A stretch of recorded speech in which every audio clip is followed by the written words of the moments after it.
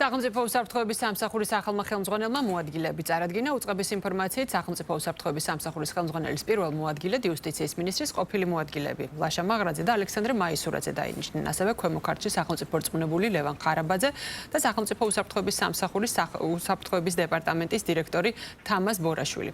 სულში განხორციელებულ დანიშვნებს პრემიერ-მინისტრი გამოეხმაურა და ცალკეულ მედია საშუალებების კითხვებსაც უპასუხა საკადრო ცვლილებებთან დაკავშირებით. გამომდინარე დანიშნა სახელმწიფო უსაფრთხოების სამსახურის ხელმძღვანელად არის ძალიან მნიშვნელოვანი.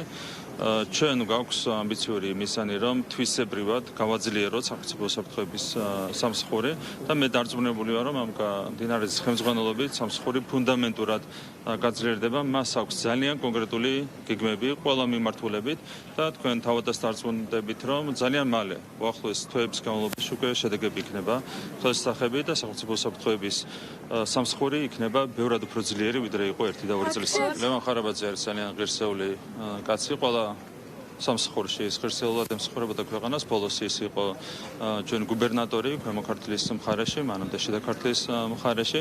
ის არის ძალიან ღირსეული კაცი, რაც შეეხება ნაცები მოიგითხეთ თქვენსკენ მოგრდულად თქვენი ტელევიზიის. პოლიციელი იყო, რა თქმა უნდა, ისე როგორც 25,000 კაცი. ამ 25,000 კაციდან 20,000-ზე მეტი იყო ღირსეული ადამიანი და ლევანი არის ღირსეული კაცი.